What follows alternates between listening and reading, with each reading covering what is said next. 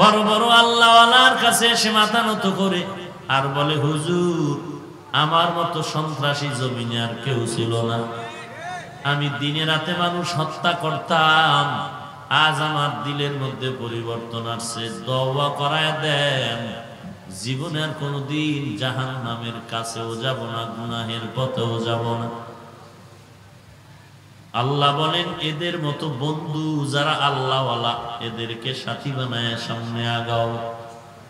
ছোট বাচ্চা কিন্তু রাস্তায় হাঁটতে পারে না, গাড়ি আইসা উঠায় দিতে পারে, অথবা বৃষ্টির পানিতে পিছলে পড়ে অ্যাক্সিডেন্ট হতে পারে। এখন ওই ছোট বাচ্চাকে বলবে, তুমি একজন মুরব্বী নিয়ে হাঁটো, কেউ বড় ভাই বড় কেউ থাকলে হাত ধরে ধরে হাঁটবি। যদি অজান্তে গাড়ি চাপ দেয়, বড় ভাই তার পা আগায় দিয়ে তোরে বাঁচায় নেওয়ার চেষ্টা করবে। বৃষ্টির মধ্যে যদি রাস্তা পিছলে পড়ে যাও, তুই পড়ার আগে সে নিজে আঞ্জা করে তোরে কোলের মধ্যে ধরিয়া তিনি বিপদ মাথায় টেনে নিবে, তোমাকে বিপদে ফেলবে না। ওরে আল্লাহর বান্দা, দুনিয়ার রাস্তার থেকে আরো কঠিন জাহান্নামের রাস্তা, আরো মারাত্মক। ওই পথ পেরিয়ে জান্নাতে যাওয়া বড় কঠিন। চতুর্মুখী শয়তান তোমাকে আক্রমণ করতেছে, এমন ভাবে করতেছে, শয়তানের মোকাবেলা কেমনে করবা? শয়তান তো তুমি চিনোই না। শয়তানের মোকাবেলা করবা, চিনোই না শয়তানকে, তুমি নিজেই শয়তান হয়ে আছো। তুমি শয়তানকে চিনবা কি করে? হ্যাঁ, শয়তানরে তো দেখা যায় না, বুঝাও যায় না, কারণ বুঝার জন্য তোমার অন্ধকারে লাইট দরকার। রাস্তার ভেতরে সাপ বিচ্ছু থাকতে পারে, অন্ধকারে চলতেছো, টর্চ লাইট হাতে নিয়ে যা, ওই লাইট মাইরে মাইরে দেখবি রাস্তার মধ্যে সাপ বিচ্ছু আছে কিনা, নিরাপদ কিনা। জাহান্নামের পথে কত কাঁটা, এই কাঁটার থেকে যদি বান্দা বাঁচতে চাও, ঈমান আমলের টর্চ লাইট নিয়ে সামনে আগাও, তাহলে তুমি টর্চ মাইরা দেখতে পারবা তোমার উপরে কে হামলা করার জন্য ওত পেতে আছে। ওই শয়তানের মোকাবেলা একা একা করা সম্ভব না। এজন্যই আল্লাহ পাক বলেন, কুনু মা'আস সাদিকিন, সত্যবাদী আল্লাহওয়ালার বন্ধু হয়ে চলো রে ভাই। যত আল্লাহওয়ালা, যত বুজুর্গ, যত ওলি আব্দাল গাউস কুতুব, যত সাহাবায়ে কেরাম, এদের খবর নিয়ে দেখেন, যারা বড় হয়েছে তারা বড়দের কদমে নিজেকে বিলীন করে দিয়েছে। সাহাবায়ে কেরাম আমার নবীর দরজা ছাড়া কোথাও যায় না, খানারও চিন্তা নাই, ঘুমেরও চিন্তা নাই, নবীর সোহবত আসল চিন্তা। আবার তাবিঈনরা সাহাবায়ে কেরামের পেছনে পেছনে সময় দিয়েছে, তবে তাবিঈনরা আবার তাদের মুরব্বীদের পেছনে সময় দিয়েছেন। আদর্শ এভাবেই শিখছেন। আমরা যাদের অনুসরণ করেছি, যাদের সোহবত লাভ করেছি, তারাও তো বড় বড়দের সোহবত লাভ করার পরে গুণ অর্জন করেছেন। কারণ এমন কিছু অন্যায় আছে যে অন্যায়গুলো মুরব্বী না থাকলে সংশোধন করা যায় না। সব রোগ কি নিজে নিজে নিরাময় করা যায়? এক জায়গায় একটু চামড়া ছোলায় গেছে, একটু কোনো পাতার রস দিলেন ভালো হয় না। মারাত্মক টিউমার হইলে তখন কি করবেন? তখন তো ডাক্তারের কাছে যেতেই হবে, অপারেশন করতেই হবে। এতদিন নামাজ পড়তেন না, এখন পড়েন। রোজা রাখতেন না, রাখেন। হালালের প্রতি এত আকর্ষণ ছিল না, এখন হয়েছে। মোটামুটি আপনার কিছু কিছু রোগ সেরে সেরে দিনের লাইনে আগায় গেলেন। আগে আজান শুনলে ভালোই লাগতো না, এখন আজান না শুনলে খারাপ লাগে। নামাজ আগে পড়তে মনে চাইতো না, এখন আজান শুনলে নামাজের জন্য মনটা কান্না শুরু করে। মোটামুটি লাইনে আসছেন, কিছু কিছু রোগ আপনার নিরাময় হলো, কিন্তু এমন কিছু রোগ আপনাকে ধরে রেখেছে, এই রোগের চিকিৎসা আপনি একা একা পারবেন না। নিজের খুব বড় ভাব নিয়ে চলেন, আপনার মতো বড় মুফতি সাহেব মনে হয় জগতে কেউ নাই। এমন ভাব দেখেন যে আপনার মতো বড় প্রিন্সিপাল কেউ নাই, বড় শাইখুল হাদিস কেউ নাই, আমার মতো ভালো বক্তা বাংলাদেশে আর কেউ নাই, আমার মতো বড় আর কেউ নাই, আমার মতো ভালো কণ্ঠকারও নাই, আমার মতো ভালো ইলম কারো নাই, আমি বড় একজন হয়ে গেলাম। এই যে বড় বড় বড় বড় অহংকার নিয়ে চলি, এটা মারাত্মক কবিরা গুনাহ। একটা কবিরা গুনার শাস্তির মেয়াদ হলো ৭,০০০ বছর জাহান্নামের আগুন।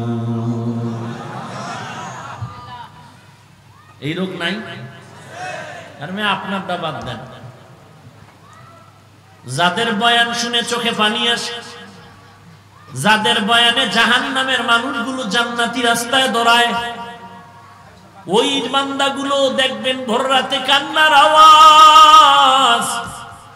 আয় আল্লাহ, আমার কথায় মানুষ দিনের লাইনে চলে, কিন্তু আমি তো এখনো অহংকার থেকে মুক্ত হতে পারি নাই। আমার অন্তরে অহংকারের গুনাহ, আমার অন্তরে হাসাদ ও হিংসার গুনাহ। আমি নিজেকে খুব ভালো মনে করি, অন্যকে হিংসা করি, চোখে দেখতে পারি না। আমার জবান দিয়ে কত গীবত শিকায়াত করি আমি। আমার মতো গুনাহগার বড় বড় কবিরা গুনাহ নিয়ে আমি চলতেছি। মাঝে মাঝে মিথ্যা কথা বলি, কবিরা গুনাহ করতেছি। এই মিথ্যা আমার আব্বাও জানে না, মাও জানে না, ভাইও জানে না। আমার মধ্যে যে অহংকার আছে, এটা আমার অবস্থাটা আমিও জানি না। এমন অবস্থায় আছি, আমার মধ্যে অহংকারের কবিরা গুনাহ, অন্যকে হিংসা করার কবিরা গুনাহ, অন্যকে তুচ্ছ মনে করার কবিরা গুনাহ, অন্যের বিরোধিতার গীবত করার কবিরা গুনাহ, জবান দিয়ে কত মিথ্যা কথা বলে কবিরা গুনাহ করতেছি। আমার মাও জানে না, ভাই জানে না, স্ত্রী জানে না, সন্তান জানে না। ও আল্লাহ, তুমি জানো আমি কত বড় গুনাহগার। অথচ মানুষের সামনে আমি এমন টাটকা বয়ান দেই, মানুষের চোখের পানি পড়ে, মানুষ দিনের পথে চলে, কিন্তু আমি এখনো পরিপূর্ণ হতে পারি নাই। এই সমস্ত কারণে বড় বড় আল্লাহওয়ালা, যাদেরকে আমরা মহাব্বতের নজরে সম্মান করি, এদের খবর নাও, এরা ভোর রাতে মাওলার সাথে যায় নামাজে কান্নায় বিভোর।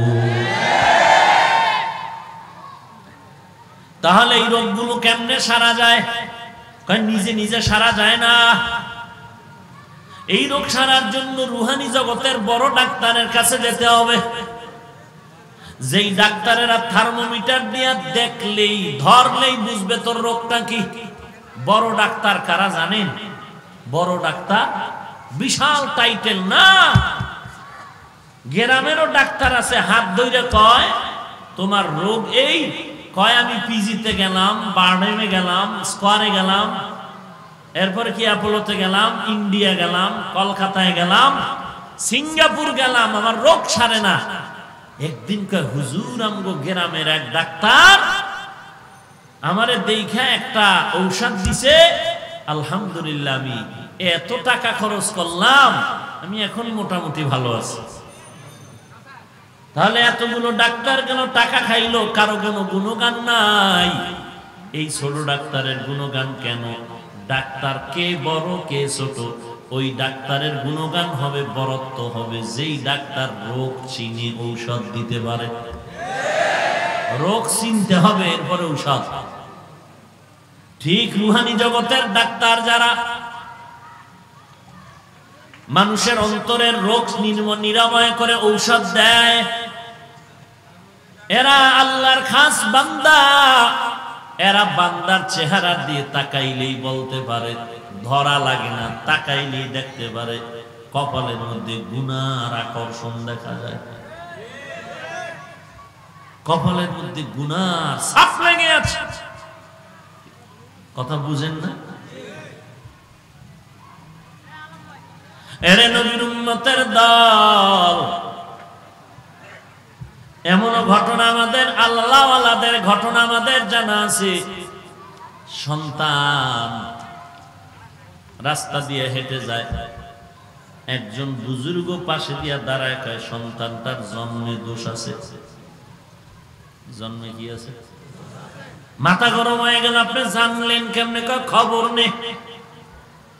খবর নিয়ে দেখে ঠিকই ভেজাল আছে। জানলো কিভাবে? বলে জন্মের ভেজাল না থাকলে কোনো একজন খাঁটি আল্লাহওয়ালা বুজুর্গকে কোনো বান্দা গালি দিতে পারে না।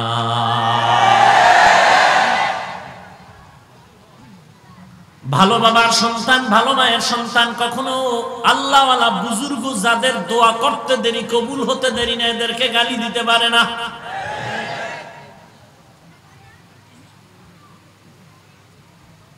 এরে নবীর উম্মতের দল, এই জন্য আল্লাহওয়ালার সোহবত নাও, সাদিকিনদের বন্ধু হয়ে যাও। আল্লাহ রাব্বুল আলামিন বলেন, কে নবী মানে, নবী জানায় দিলেন কে আমাকে মানে, কে মানে না। যে আমার সুন্নাত মানে সে নবী মানে, যে সুন্নাত মানে না সে নবী মানে না। এখন যারা সুন্নি দাবি করেন, আপনার সুন্নির পার্সেন্ট কত, সুন্নতের আমলের পার্সেন্ট যত। চুলের মধ্যে নবীর সুন্নাত নাই, সুন্নি নামের কোনো টাইম নাই, কোনো দাম নাই। আঙ্গুলের নখ কাঠার মধ্যে রাখার মধ্যে সুন্নাত নাই, আপনার সুন্নি নামের চাপাবাজির কোনো দাম নাই। আর সুন্নি দাবি করা লাগবে না, সাইনবোর্ড লাগবে না, কপালে ব্যানার লাগবে না। সুন্নতের আমল করো, ফেরেশতারা বলবে নবীর বড় আশিক। ফেরেশতার সার্টিফিকেট এসে যাবে। ওয়াল আসরি ইন্নাল ইনসানা লাফি খুসর। আল্লাহ আসরের শপথ করে বললেন সব ইনসানরা জাহান্নামে যাবে, কিন্তু 4 গুণওয়ালা বান্দা ব্যতীত জাহান্নামে যাবে, 4 গুণওয়ালারা যাবে না।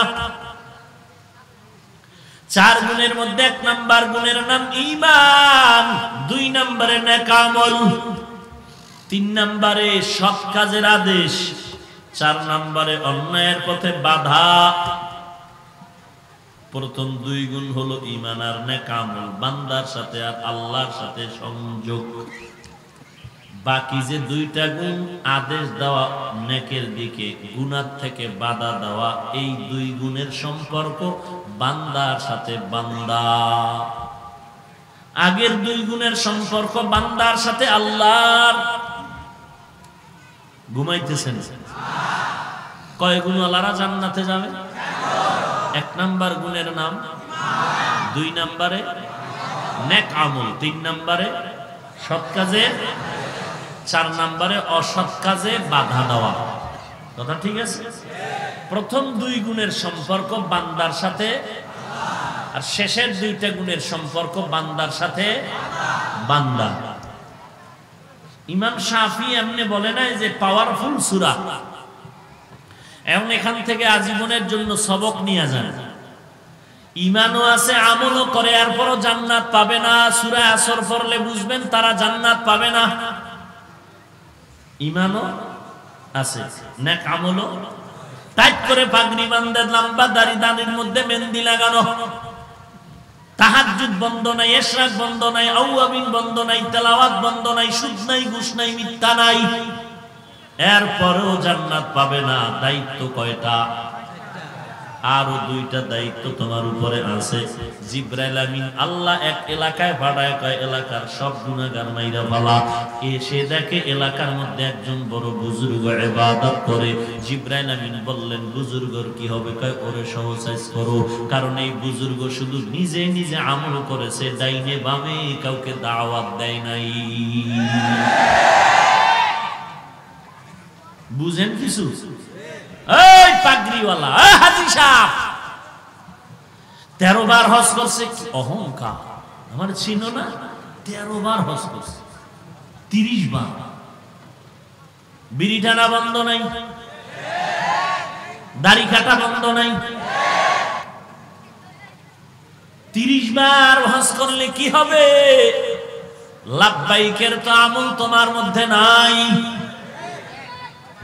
এরে নবীর উম্মতের দল, ঈমানও আছে, নেক আমল করো, এরপরও জান্নাত পাওয়া যাবে না। দায়িত্ব আরো বাকি কয়টা?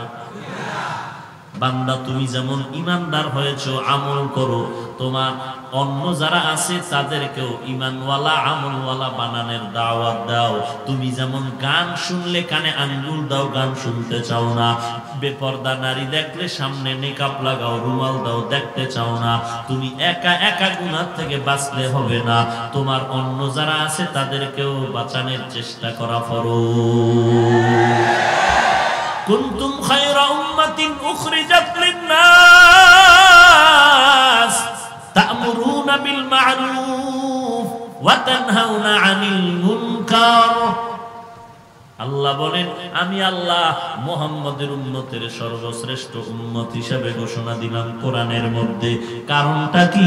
তাদের দুইটা গুণ থাকবে এমন দামি, নিজেরা আমল তো করবে, অন্যদের আমলের পথে ডাকবে, অন্যায় দেখলেও বাধা দিবে। বাধা দেন কি দেন? একজনের কয়েকটা যুবকরা পিটায়, কি করতেছে? আর কিছু বদমাই দাঁড়ায় দাঁড়ায় ছবি তোলে, ফিডা ফিরায় না, আছে না নাই? কি তোলে? ছবি তুলতে তুলতে আর অবস্থা শেষ। এটা কি মানবতা? এই জন্য যে বলি মাঝে মাঝে মোবাইলে গজব কত দিক জিন্দেগি নষ্ট করে ফেললো এই মোবাইল। বুঝানোরও ভাষা নাই, আমরা বুঝারও চেষ্টা করি না। লজ্জা শরম ফালায় আজকে দৌড়াচ্ছি মনের নফসের গোলামির পেছনে। ভাইরা আমার,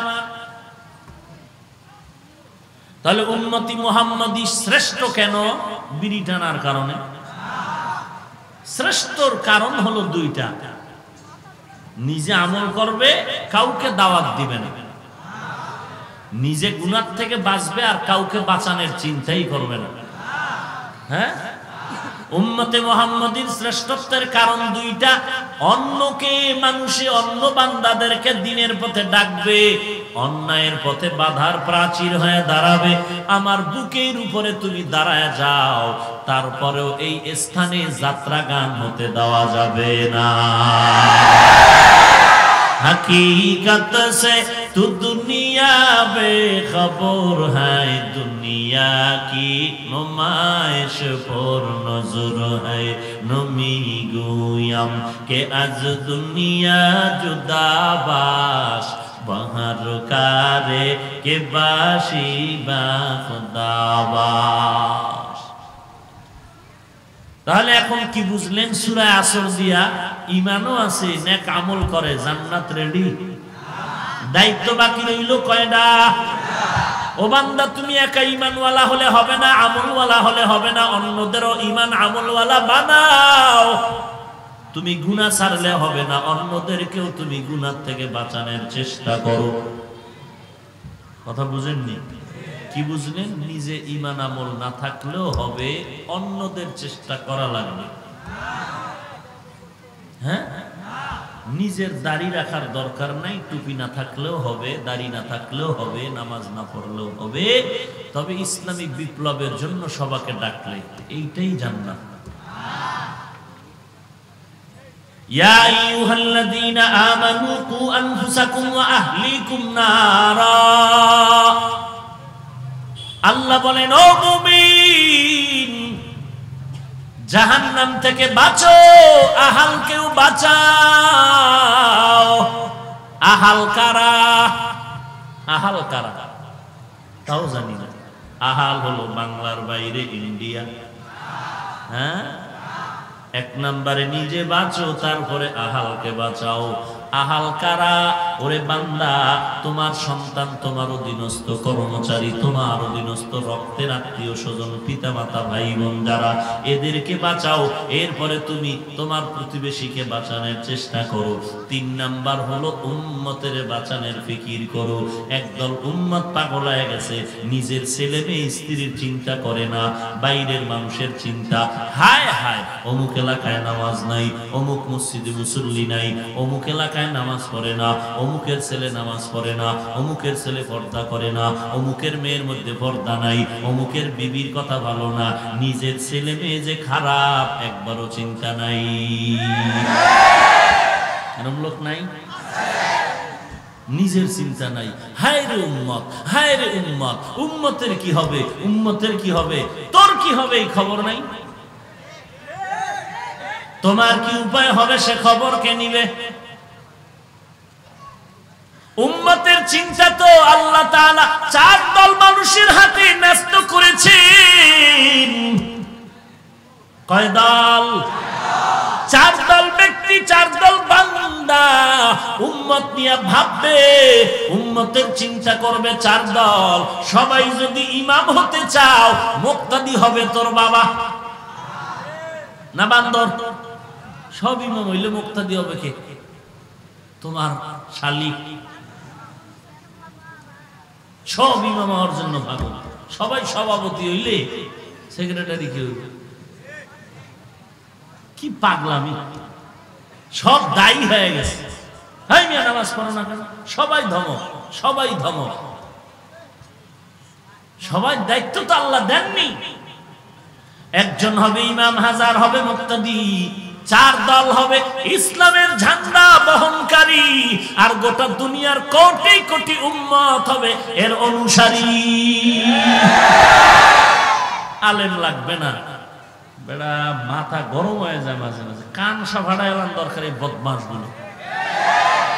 বলে আলেম ওলামা লাগে না, ইমাম লাগে না, মাযহাব লাগে না। কে ইমাম আবু হানিফা? কিসের চরমনাই, কিসের তাবলীগ, কিসের মাযহাব? তো ধর্ম শিখাইবে তোর দাদায়। এই চরমনাই বলো, উজানি বলো, বাহাদুরপুর বলো, সারসিনা বলো, খাঁটি আল্লাহওয়ালা ফুরফুরা বলো, জৈনপুরি বলো, এখনো এই দেশের মানুষ জৈনপুরি আল্লাহওয়ালা ফুরফুরা আল্লাহওয়ালারে মহব্বত করে। কারণ এই দেশের মানুষ এক সময় অঙ্গি পরা জানতো না, গামছা পরা জানতো না, পায়খানা বাথরুম চিনতো না, মানুষ খানা খাওয়ার নিয়ম জানতো না। এ সমস্ত আল্লাহওয়ালা শামসুল হক ফরিদপুরি রহমাতুল্লাহ আলাইহি, শাহজালাল, শাহ পরান, শাহ মাখদুম, শাহ আমানত, শাহ আলী, এইরকম বড় বড় আল্লাহ এই দেশের মানুষের হাতে ধরে ধরে নামাজ শিখাইলেন, হাতে ধরে ধরে সভ্যতা শিখাইলেন। আজকে এদের মাধ্যমে আল্লাহ চিনলাম, নবী চিনলাম, কোরআন চিনলাম, হাদিস চিনলাম। এদের মাধ্যমে আজকে পশ্চিম চিনলাম, নামাজ শিখলাম, কালেমা শিখলাম। আজকে যদি তুমি বলো আমার আলেম লাগে না, তোর মতো কুলাঙ্গারও জমিনে দরকার না। এরে নবীর উম্মতের দল, সবাই কি ইমাম হওয়া সম্ভব? একজন হবে ইমাম, হাজার হবে মুক্তাদি। ইসলামের ঝান্ডা উঁচু করে রাখবে দায়িত্বশীল চার দল, আর কোটি কোটি মানুষ হবে তার অনুসারী। আল্লাহ ইসলামের ঝান্ডা উঁচু করার জন্য কয় দলকে দায়িত্ব দিয়েছেন? ومن يطع الله والرسول فأولئك مع الذين أنعم الله عليهم من النبيين والصديقين والشهداء والصالحين وحسن أولئك رفيقا। আল্লাহ নিজে কয় এই বন্ধুগুলো তোদের কত যে সুন্দর। এক নম্বরে নবীগণ, দুই নম্বরে সিদ্দিকগণ, তিন নম্বরে শহীদগণ, সর্বশেষ সালিহিন যারা, তারা সালিহিন, সাদিকিন, নেককার আল্লাহওয়ালা, সত্যবাদী আল্লাহওয়ালা, আউলিয়া আল্লাহ, উলামা। এদের অনুসরণ করো, উলামায়ে কেরামদের অনুসরণ করে চলো, উলামায়ে কেরামদের কথা মতো জিন্দেগি চালাও। উলামায়ে কেরাম উম্মতের চিন্তা করবে, আর তুমি চিন্তা করবা নিজের। আর উলামা বলবেন যে হুজুর আমরা নিজের চিন্তা করব, মাইয়া ফলার করব। উলামারা নিজেরটা না করে উম্মতেরটা করবে কেন? ওরে বাবা, নিজে ভালো না হইয়া তো উলামা হতে পারে না। ইন্নামা ইয়াখশাল্লাহা মিন ইবাদিহিল উলামা। আল্লাহ বলেন নিশ্চয় আমার বান্দাদের মধ্যে যারা উলামা তারা আমাকে বেশি ভয় করবে। অর্থাৎ সাধারণ মানুষ ভুলে দিয়ে একটা গুনাহ করলেও আলেম করবে না, কারণ সাধারণ বান্দার থেকে আলেমের অন্তরে জাহান্নামের ভয় বেশি। এখন যদি দেখেন আলেম হইয়াও হুজুর আলেমই না, কুতুবে জামান আছে না নাই? মুজাদ্দিদে জামান, বিশাল পিরানে পীর, আশিক রাসূল, বড় সুফি সম্রাট, হাতের মধ্যে আংটি 10টা স্বর্ণের লাগানো, গলায় স্বর্ণের চেন লাগানো। মুহাম্মদী শরীয়তে পুরুষের জন্য স্বর্ণ ব্যবহার করা হারাম। এই হারাম কাজটা যে করবে সে কোনোদিন ইমাম হতে পারে না, সে উম্মতের মুরব্বী হতে পারে না। ভাইরা আমার, খালি কইব এটা নাই ওটা জায়েজ নাই, ওরে যে আল্লাহর বান্দাদের ইমামতির দায়িত্ব নিবে তার বেলায় ওটা চলবে না, তার বেলায় কথা বলা যাবে না, এটা জায়েজ নাই ওটা জায়েজ নাই। এটা ওই যেই ব্যক্তি উম্মতের দায়িত্ব নিয়ে রাহাবরি করবে ওই বান্দা সর্বাবস্থায় তাকওয়ার উপরেই চলতে হবে, তার চলতে হবে তাকওয়ার উপরে। মুক্তাদিরা পাগড়ি না বানলেও কোনো ক্ষতি নাই, কিন্তু যে উম্মতের ইমামতির জন্য রেডি হয়ে যাবে, মুরব্বি হবে, তার পাগড়ি বানতেই হবে। তাকওয়া, আর তাকওয়া হাহুনা, তাকওয়ার এত দাম। এরে নবীর উম্মত অন্তরের মধ্যে আল্লাহর প্রতি মহব্বত রাখবে আর বান্দা নবীর সুন্নতের আমল দিয়ে চলবে। ইন্না আকরামাকুম ইনদাল্লাহি আতকাকুম। অন্যান্য মানুষ তাহাজ্জুদ না পড়িয়া ঘুমাইলেও কোনো চিন্তার কারণ নাই, কিন্তু যারা উম্মতের রাস্তা দেখাবে জান্নাতে যাওয়া, এদের তাহাজ্জুদ না পড়া ছাড়া উপায় নাই। তার মানে কি না পড়লে জাহান্নামে যাবে? তাকওয়ার কথা বলতেছি, তাকওয়া। ভাইরা আমার, তাহলে আলেম ওলামা লাগবে নি? কথা বলেন না কেন? যদি মনে করো লাগবে না, তো তোর মা বাবার বিয়া ভাঙ্গিয়া ফালা, তোর দাদার বিয়া শুদ্ধ হয় নাই, দ্বিতীয় মরার আগে ওসিয়তনামা লেখ, কোন আলেম যেন তোরে জানাজা পড়ায় না দেয়, কুকুরের মতো যেন চাপা মাটি দিয়ে রাখে। রাগ করতেছেন? চরমনাই যায়, আল্লাহওয়ালার কাছে যায়, তাবলিগে যায়, কেন? বিড়ি টানতে, গাঞ্জা খাইতে। এই লোকগুলো গিয়া ভালো হইছে না খারাপ হইছে? তোমার অ্যালার্জি কেন? কারণটা কি? বিরোধিতা কেন? কি সমস্যাটা কি? সমস্যাটা কি? সহ্য করতে পারো না? সহ্য করতে না পারলে আফ্রিকার জঙ্গলে গিয়া জীবন যাপন করো, যাও। তুমি দাড়ি কামাইতেছো, প্যান্ট শার্ট টাই পরতেছো, তোমারটা আমরা সহ্য করলে তুমি আমাদের রসুলের সুন্নত সহ্য করতে পারো না কেন? কওমি মাদ্রাসা সহ্য করতে পারো না কেন? কি সমস্যা কি? আমরা স্কুল সহ্য করি, কলেজ সহ্য করি, ভার্সিটি সহ্য করে নিতেছি, নেই না? বিরুদ্ধে বলছি? তোমার এত চুলকানি কেন সহ্য করতে পারো না কেন? কি ব্যাপারটা কি? সমস্যাটা কোথায়? সমস্যা কি আমার না তোমার?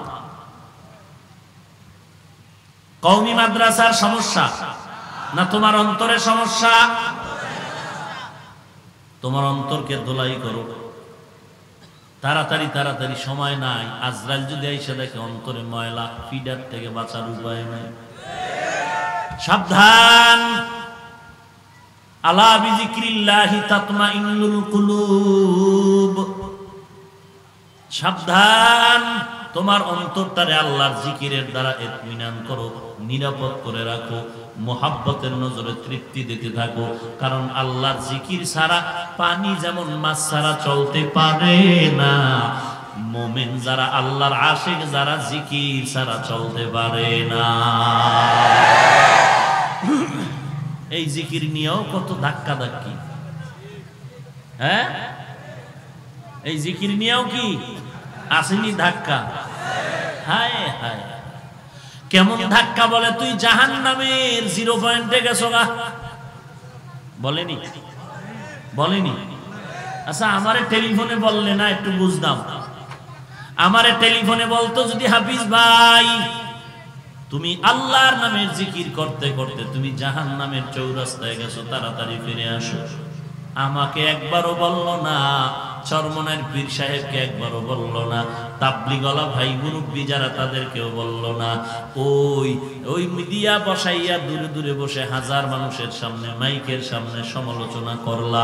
এর দ্বারা জাতির কোনোদিন কল্যাণ হবে না, বরং যারা ওলামা তাদেরই বদনাম হবে। ভুল হবে, সংশোধনের মাধ্যম কি মাইকে গালি দেওয়া? এরে নবীর উম্মতের দল মাইকে গালি দেয়, গীবত করে, রাজনীতি। এটার নাম কি? রাজনীতির মাঠে উঠলেই বিসমিল্লাহর আগেই সমালোচনা, এর নামই রাজনীতি। এর নামই কি? রাজনীতি। একজনাকে কিছু বলতেই হবে, রাজনীতির এটা হলো মূল আওয়াজ। কিন্তু কোরআন হাদিসের মাহফিল কি এমনটা? বলেন। তাহলে গালাগালি কেন, হিংসা কেন? যারা দাঁড়াইয়া ইয়া নবী বলে সালাম দেয়, দেয়নি? কথা বলেন না কেন? আমরা গালি দিছি। যারা নবীকে বলেন নবী নূর, একবারও কি আমরা গালি দিছি? যারা স্লোগান দেয়, দরুদ পড়ে, দরুদের নামে সালাতুন ইয়া রাসূলুল্লাহ আলাইকুম, পরে কি পড়ে না? খারাপও তো লাগে না, মজাই লাগে। কথা বলেন না কেন? আমরা বিরোধিতা করেছি, গালাগালি করেছি। নারায়ে রিসালাত ইয়া রাসূলুল্লাহর স্লোগান যারা দেয়, আমরা কোনোদিন হিংসা করেছি, গালি দিয়েছি? এরে নবীর উম্মতের দল, আমরা কোনোদিন গালি দেই না। হ্যাঁ, কোন বয়ানের ফাঁকে যদি প্রাসঙ্গিক ক্রমে এসে যাইতো, আমরা বুঝানোর জন্য উম্মতের দলিল দিয়া শালীন ভাষায় বুঝাইতাম আর বলতাম, যারা করতে থাক, বাধা দিবেন না, ঝগড়া করবেন না, গালি দিবেন না। ওই বান্দা করতেছে, কোনো হিংসারও দরকার নাই। পারলে হাসি মুখে বুঝাইবেন, নাইলে চুপ থাকবেন। যার যার বিচার হবে আল্লাহর আদালতে। কিন্তু যদি এখন তুমি আমাকে বলো নবীর নূর না কইলে আমি কাফের, নবীর যদি নূর না বলি কাফের, গাইবের মালিক না মনে করলে কাফের, ইয়া নবীর সালাম না দিলে কাফের, সালাতুন ইয়া রাসূলুল্লাহ দরুদ না পড়লে কাফের, নারায়ে রিসালাতের স্লোগান না দিলে আমি কাফের, আমি মুশরিক, আমি দুশমনে রাসূল, নবীর দুশমন, নবীর দুশমন, নবীর দুশমন যদি বলো, তখন আমার চুপ থাকার কোনো সুযোগ নাই। তখন তোমার কথার কাউন্টারে প্রতিবাদ করতেই হয়। সেটাও গালি নয়, বুঝানোর মাধ্যমে চেষ্টা করব। এক নম্বরে যে বলেছে তাকে বুঝানো। কথা ঠিক না ভাইরা আমার? ওয়াজ মাহফিলের প্যান্ডেলটা কেমন যেন হাজা বড় হয়ে যাচ্ছে। বিক্ষিপ্ত হাজার হাজার হাজার মানুষ দীর্ঘ সময় বসে অপেক্ষা থাকে বক্তা সাহেব থেকে কিছু দিক নির্দেশনা নেওয়ার জন্য। মানুষ দূর দূরান্ত থেকে আসে, এত বড় ব্যস্ত, সবাই ব্যস্ত, সবাই ব্যস্ত, ব্যবসা করে, চাকরি করে, কর্মচারী, কেউ অবসর নাই। এরপর দিনের লাইনে আসছে একটু আখিরাতের সম্বল সঞ্চয় করার জন্য। এই মানুষগুলোকে কিছু মেসেজ দেওয়া দরকার, জান্নাতে কেমনে যাবে, জাহান্নাম থেকে বাঁচবে। এই চিন্তা না করে যদি গালাগালি করি, অমুক আলেম খারাপ, অমুক পীর খারাপ, অমুকেরা কাফের, অমুক মুশরিক, উম্মতের ভালাইয়ের রাস্তা বন্ধ হয়ে যাবে।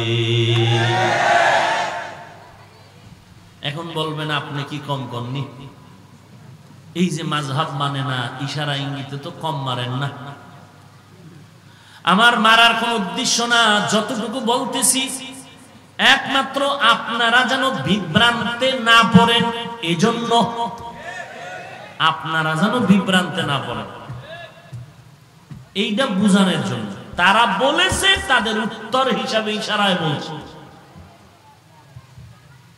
এরে নবীর উম্মতের দল, দেখতে নারী চলন বাঁকা, কিছু যখন পায় না, ইমামের ভুল আর ভুল রাখা যাবে না। কি ইমাম সাহেব বয়ান করা করে বাধ্য। আচ্ছা, আর একজন রাখছে, এই ইমামেরও রাখা যাবে না কয়েকদিন পর। সমস্যা কি? কই ইমাম হাতে বাঁকা হইয়া, বাঁকা ইমাম রাখা যাবে না, যাবে না। আর একজন রাখো, আর একজন ইমাম রাখলো, কি ব্যাপার? এটারও বাদ দেওয়ার জন্য বাঁকা নজরে তাকায়, কিও সাহেব সাহেব, কি সমস্যা কি? ও বুঝলাম নাই, আমার একবারও সালাম দেয় না। আছে না নাই? আমার সালাম দেয় না। এখন তাকে কে বলবে, রে ভাইজান তুমি সালাম দেয় না, তোমার দেওয়া দরকার। বুঝলাম ইমাম দিবে, তুমি জবাব দিতে পারোনি। তুমি এমন একটা দামি মানুষ হয়ে গেলা, আসসালামু আলাইকুম বলতে পারো না, বলো সালামালাইকুম। তুমি কত বড় দামি মুসলমানের বাচ্চা, নির্লজ্জ। সালামটা শিখতে পারলা না, আইবিএ পাস করলা।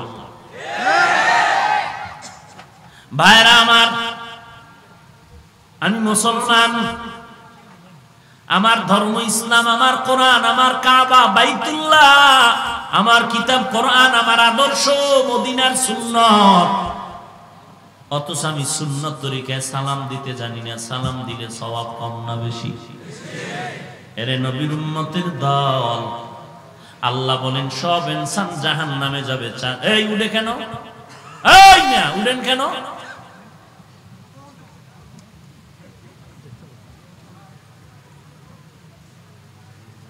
যদি উঠবেনি ঢুকলেন কেন? কানে দইরা ঢুকাইছে কেউ? আপনার যদি উঠার অভ্যাস থাকে, ঢুকলেন কেন? এতগুলো মানুষ সেই মাগরিবের আগের থেকে এসে বসা, এদেরকে ডেঙ্গিয়ে ধাক্কাইয়া বের হচ্ছেন, কারো গায়ে পাও লাগে না? লাগে না? আপনি সরি সরি বলতে যাইতেছেন, হ্যাঁ? আপনার শরীর খবর কি হবে? কেমনে যে এই বদ অভ্যাসটা বন্ধ হবে এই জমিন আল্লাহ ভালো জানে। চূড়ান্ত বদ অভ্যাস। মোনাজাত দিয়ে দিব?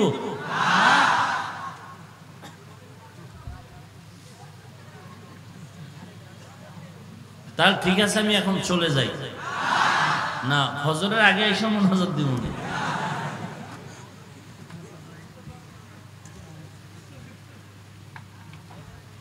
জাহান্নামে যাবে সবাই, বাকি কয় গুণওয়ালা? 4 গুণওয়ালা ব্যতীত সব জাহান্নামী, কোনো সন্দেহ নাই। ওই 4 গুণের মধ্যে 1 নাম্বার পরিশুদ্ধ ঈমান, 2 নম্বরে নেক আমল, বেদাত মুক্ত নেক আমল, 3 নাম্বার বান্দা তুমি অন্যরে আদেশ দাও, গুনাহ করলে ফিরাও, নিজে নামাজ পড়ো, নিজে পর্দা করো, সন্তানকে আগে নামাজি বানাও, পর্দাওয়ালা বানাও, কোরআনওয়ালা বানাও। তুমি যেমন গান শুনো না, সন্তানকেও গান শুনতে ফিরায়া দাও, সন্তানও যেন গান শুনতে না পারে। এরে নবীর উম্মতের দল, গান শোনা আর নাচ দেখার কারণে চরিত্রের মধ্যে মারাত্মক রোগের সৃষ্টি হয়। এই চিকিৎসা তুমি যদি না করো, কোনোদিন চরিত্র ভালো হবে না। একজনের চরিত্রের কারণে পুরো ফ্যামিলিটাই ধ্বংস হওয়ার কারণ হয়ে যাবে। আল্লাহ বলেন এই 4টা গুণ যদি পালন করতে চাও, তাহলে আল্লাহ শপথ করে বলেন সময়টারে মূল্যায়ন করো। আসরের শপথ করলেন, এই 4 গুণওয়ালা মানুষ জান্নাতে যাবে। এই কথা বড় এত গুরুত্বপূর্ণ কথা বুঝাইতে গিয়ে আল্লাহ শপথ করলেন ওয়াল আসর, সময়ের শপথ। সময়ের শপথ, আসর মানে সময়, সময়টারে মূল্যায়ন করো। সময় বড় দামি, সময় কিন্তু বেশি দিন আর বাকি নাই। কোন দিন তুমি বাচ্চা ছিলে, এখন তুমি কিন্তু যৌবনে উপনীত হয়েছো। তুমি একদিনও কিন্তু টের পাও না গালের গোড়ায় দাড়িটা কবে উঠছে, কালো দাড়ি আবার কোন দিন সাদা হয়ে গেল, একবারও তুমি টের পাও নাই। তোমার হাতের মধ্যে এত শক্তি, হঠাৎ করে দেখো তোমার হাতটা দুর্বল হতে চলছে। আগে কত বাহাদুরি করতা, কত কুস্তি করতা, কত খেলাধুলা করতা, এখন তোমার সেই শক্তি দুর্বল হতে চলছে। এমন একদিন আসতেছে তুমি টের পাবা না যে ঘুমের মধ্যে মরণটাও হয়ে যেতে পারে। ওই সময়টারে মূল্যায়ন কর, সময়টারে মূল্যায়ন করো। 5 ওয়াক্ত নামাজ পড়ো। দুনিয়ার লাইনে সময়টারে মূল্যায়ন করলো, দামি হয়ে যাবে। আখিরাতের লাইনেও সময়টারে মূল্যায়ন করো, দামি হয়ে যাবে। এর স্কুল কলেজের ছাত্র ভাইয়েরা দেখো, তোমরা যারা লেখাপড়া করে আজকে আইবিএ পাস করতেছো, এই যে লেখা বইগুলো পড়ো, এটা কি আসমান থেকে আইছেনি? কেউ না কেউ তো লেখছে, কথা বলো না কেন? যারা লেখছে তারা তোমার মতো মোবাইলে সময় কাটায় নাই, গাঞ্জা খায় নাই। এদের জিন্দেগিটা লেখাপড়ার উপরে সময়টারে কাজে লাগাইছে, যার কারণে তার দাম গোটা দুনিয়ার ছাত্রের কাছে, শিক্ষকের কাছে বেড়ে গেল। এমন সম্মান তার লেখা বইটা তুমি আজকে কলেজের পাঠ্য বই বানায় পড়তেছো, চুমু খাও, কত আদর, কত মহব্বত, যদিও ওই লেখকের জীবনে তুমি দেখো নাই, এরপর মহব্বত। কারণ কি, ওই বান্দা সময়টারে কাজে লাগায় বই লেখছে, আজকে সে 100 বছর হয়ে গেল, খবর নাই, কিন্তু তার থিওরি গুলো মাননেওয়ালা এই জমিনে অভাব নাই। সময়টারে কাজে লাগাইছে। আব্রাহাম লিঙ্কন মূর্খ, আজকে তার গণতন্ত্র 1000 কোটি মানুষরা অনুসরণ করে। কারণটা কি, ওই বেচারা সময় গবেষণা করে করে সময়টারে কাজে লাগাইলো। এই বিমান যারা বানাইলো, হেলিকপ্টার বানাইলো, রকেট বানাইলো, স্যাটেলাইট তৈরি করলো, এদের পিছনে গিয়ে দেখো এরা সময়টা কাজে লাগায় লাগায় গবেষণা করার কারণে আজকে তাদের মূল্যায়ন আমাদের কাছে এত বেশি হয়ে গেল। এর নবীর উম্মতের দল, তুমিও সময়টারে কাজে লাগাইয়া ভালো দুনিয়ার লাইনেও কিছু ভালো কাজ করো, তোমার সম্মান বেড়ে যাবে। আখিরাতের লাইনেও সময়টারে কাজে লাগায় কাজ করো, আখিরাতের লাইনেও সম্মান বেড়ে যাবে। এর নবীর উম্মতের দল, 5 ওয়াক্ত নামাজ বা জামাত আদায় করো। 1 ওয়াক্ত নামাজে 20 মিনিটের বেশি লাগবে না, ধরে নিলাম আধা ঘন্টা। আধা ঘন্টা লাগায় যদি 5 বেলার নামাজ পড়ো, টোটাল 24 ঘন্টার থেকে 2.5 ঘন্টা মাইনাস হয়ে গেল। এই 2.5 ঘন্টা মাইনাস করে যদি বান্দা তুমি এই সময় লাগায় নামাজ আদায় করো 5 বেলার, তোমার ব্যবসাও বন্ধ হবে না, চাকরি বন্ধ হবে না, বাড়ি ঘর বন্ধ হবে না, বাজার করা বন্ধ হবে না। এই 2.5 ঘন্টা সময় কাজে লাগায় যদি নামাজের সেজদায় পড়ে যাও, 24 ঘন্টা তোমার আমল নামায় কিয়ামতে দেখবা পুরা দিন রাতের গুনাহ বাদ সব নেকার নেক। শুধু তাই না, 5 বেলার নামাজ পড়বা, 5 ওয়াক্ত নামাজের সওয়াব দেওয়া হবে না। আল্লাহর নবীকে আল্লাহ বলেন 5 ওয়াক্ত নামাজের বিনিময়ে পাবে কত? 50 ওয়াক্ত নামাজের সওয়াব। তবে ঘরে যদি পড়ে, ঘরের থেকে মসজিদে পড়লে সওয়াব বেশি, মসজিদে পাঞ্জাগানার থেকে জুমার মসজিদে আরো সওয়াব। আর দুনিয়ার মধ্যে যদি বাইতুল্লাহ যাইতে পারো, মদিনায় যাইতে পারো, বাইতুল মাকদিসে যাইতে পারো, 1 রাকাত নামাজ পড়বা বান্দা 1 লক্ষ রাকাত নামাজের সওয়াব। ও শুধু নামাজ না, মুফাসসিরিনে কেরাম লিখেছেন ওই বাইতুল্লাহ এরিয়ার মধ্যে দামি দামি জায়গায় যত নেক আমল করবা, একবার সুবহানাল্লাহ বলবা 1 লাখ সুবহানাল্লাহর সওয়াব। আবার যদি কপাল খুইলা যায়, রমাজান পাইয়া যাও, তাহলে আবার 70 দিয়ে গুণ দিবা, নেকের কোনো শেষ নাই। 1 সূরার ঘরের সূরায় কয় এত নেক রাখবো কই,